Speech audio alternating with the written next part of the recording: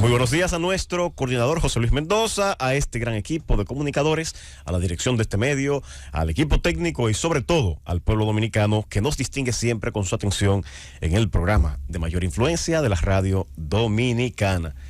Señores, en el día de ayer pude visualizar, al igual que muchos dominicanos, un impactante video en el que aparecen tres jovencitas que se trasladan en un taxi.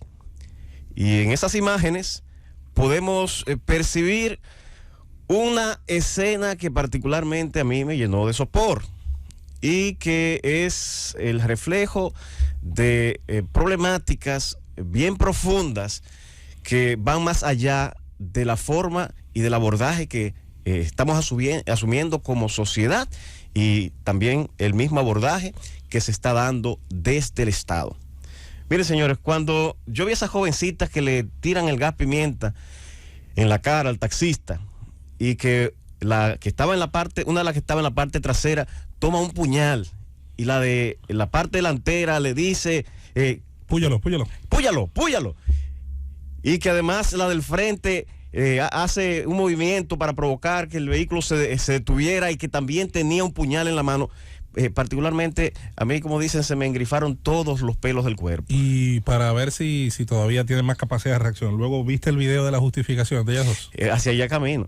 Entonces, esa escena por sí misma tiene un peso y una carga importante de agresividad, de violencia, de falta de sensibilidad. Óyeme, tener esa capacidad de atacar a otro ser humano con esa frialdad y luego, peor aún, tener, como dicen vulgarmente, la cachaza, ese gran descaro de presentarse en las redes sociales, hacer un video, un bufeo, que no se le puede llamar de otra manera, justificando su acción, justificando el agredir, el intentar asaltar, el intentar matar a otro ciudadano de manera impune. Y eso refleja algún tipo de patología, algún tipo de distorsión en la personalidad de esas tres jovencitas que no son más que una muestra de tantas otras que están, o tantos otros que están en la sociedad. Tu memoria registra, Conde, los compañeros acá, aquella banda, yo no lo olvido, que atracaba y mataba a taxistas en la zona oriental. Claro que sí, los menores de edad. Tú sabes que en el grupo habían jovencitas. Una jovencita que era sádica. Sí, que se disfrutaba al momento de ver la sangre y que eso se narraba, sí.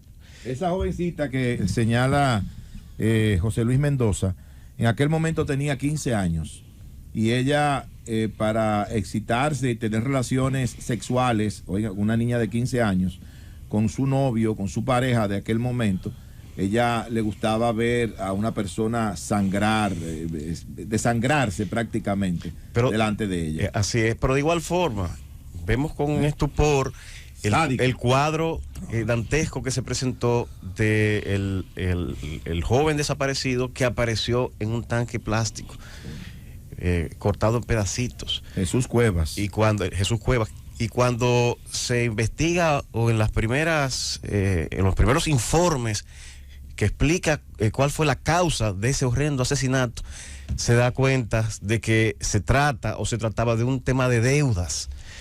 Y así podemos seguir ahondando. En el día de ayer fue sentenciada una señora que mató a su propia hija.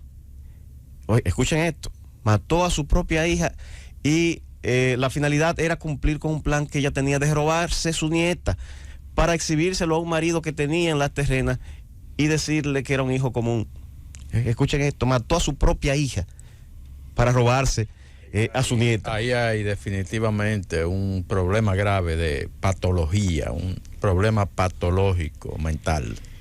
Y estos no son cuadros aislados y están siendo cada vez más frecuentes. Ahí hasta los psiquiatras le da trabajo. Y son cada vez más frecuentes. Y si miramos las estadísticas que lo pedían allí y vemos la tasa de homicidio y el origen de esos homicidios, uno se ve tentado a pensar que la mayoría son de actos delincuenciales. Y señores, no.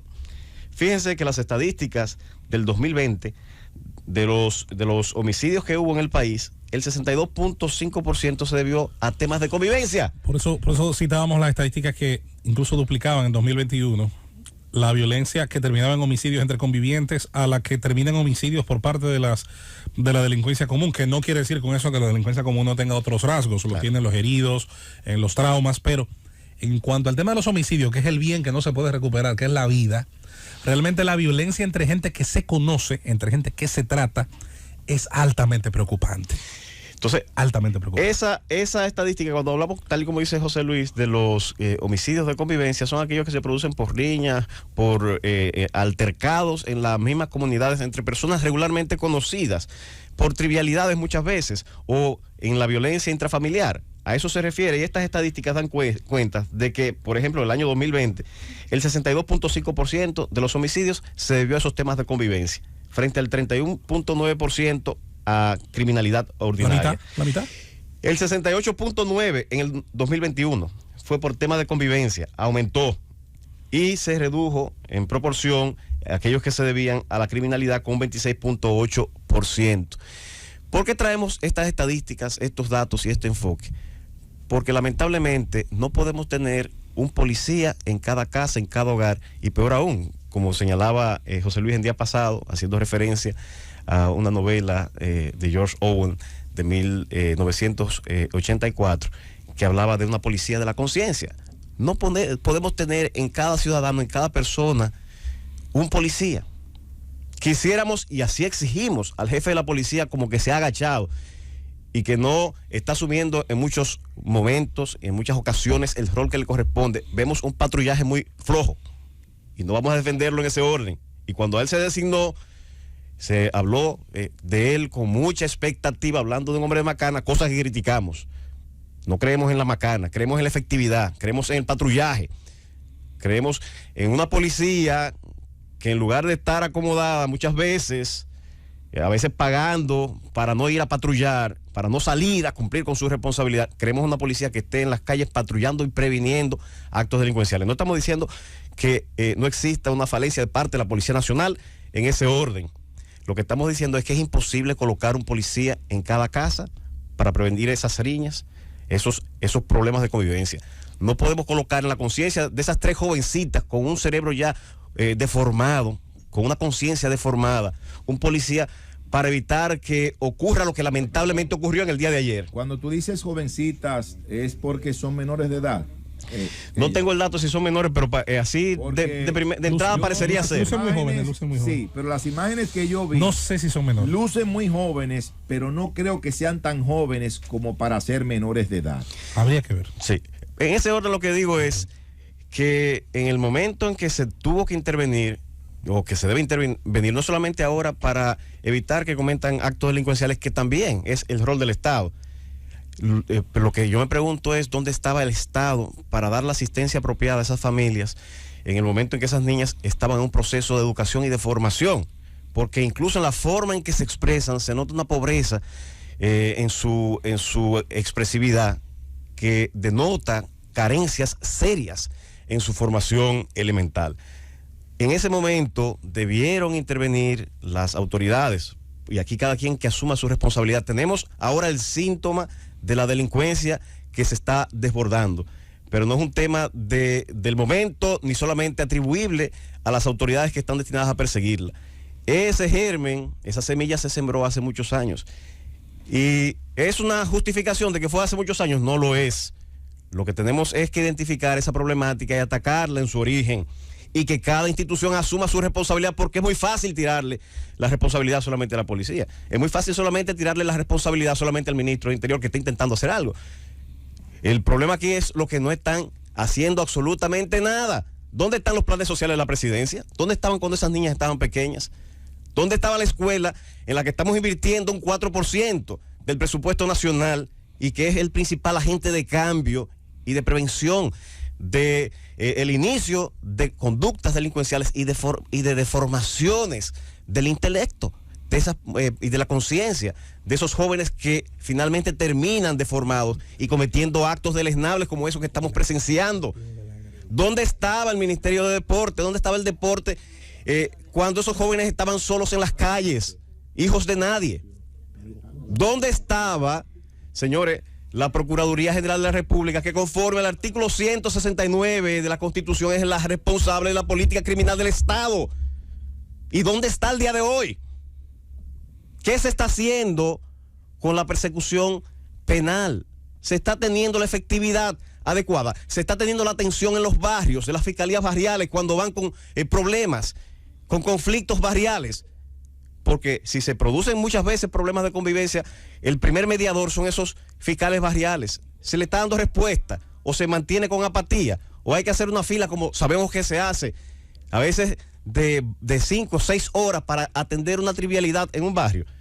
Entonces está atendiendo la Procuraduría su rol y también en la definición de la política criminal, que es ella la responsable.